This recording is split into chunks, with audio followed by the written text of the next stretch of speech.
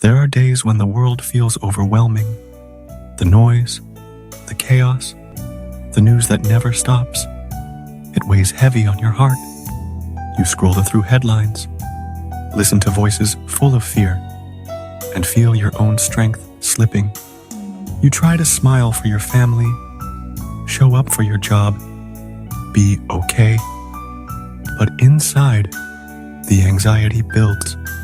Where can peace be found when the world is shaking? That's when Jesus steps in, gently saying, "Take heart," not because the storm is over, but because he is in the storm with you. Jesus spoke these words, not in comfort, but in anticipation of the cross. He knew the betrayal, the suffering, the silence, and the abandonment that were coming. Yet he looked at his disciples, full of fear and confusion, and said, "I have told you these things, so that in me you may have peace." Why did he say, "in me"? Because the world wouldn't give it. Circumstances wouldn't give it. Peace doesn't come from escape. It comes from embrace. Embracing Jesus even in the darkest night.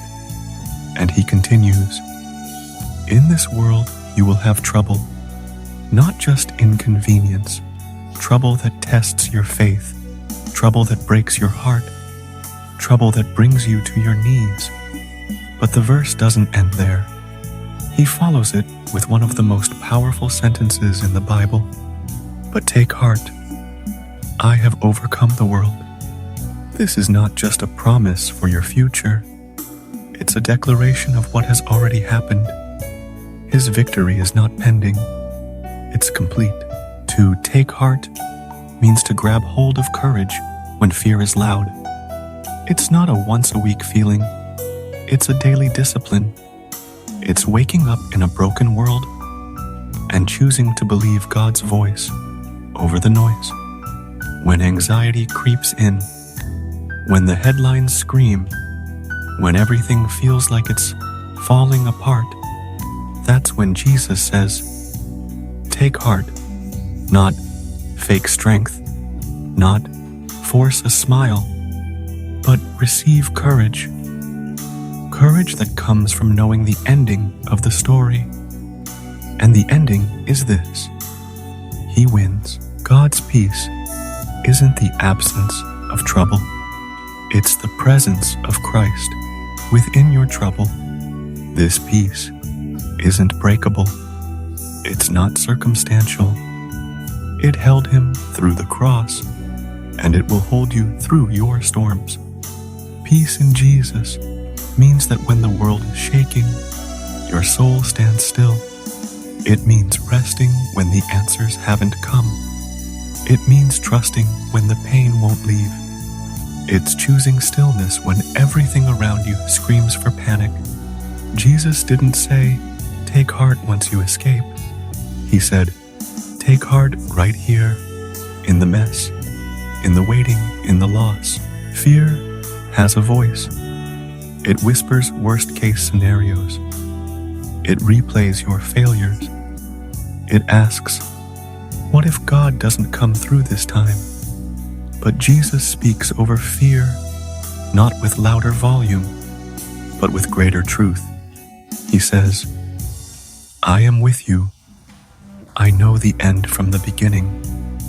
I have already overcome what you're afraid of." The truth is, fear never really leaves for good, but it loses power when you fix your eyes on Jesus.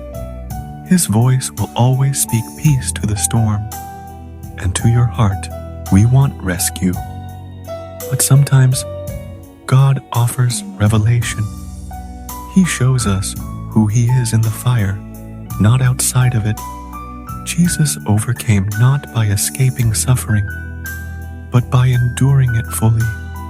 He felt the weight of the world.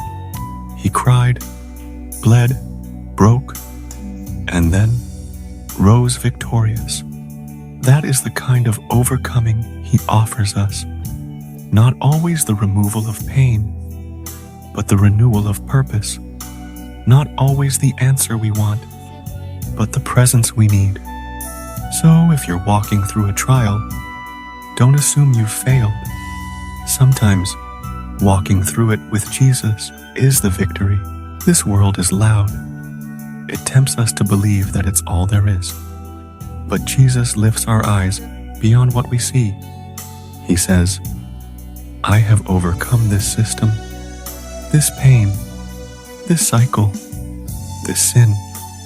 The resurrection wasn't just for him. It's for you. Your pain may feel final, but it is not eternal. Your brokenness may feel too deep, but grace goes deeper. One day, every tear will be wiped away. Every why will be answered. But even now in this broken world, you can walk in resurrection strength. Because Jesus already won. So today, tomorrow, and the next, take heart. When you get bad news, when your prayers feel dry, when your plans fall apart, when your strength gives out, take heart, because your story is safe in the hands of the one who overcame. You don't have to pretend to be strong. You just need to lean on the one who is. And when you do, you'll find that fear begins to fade, not because the world changed, but because you are held by the one who never will. If this message gave you peace today, please subscribe, like, and share it with someone walking through their own storm.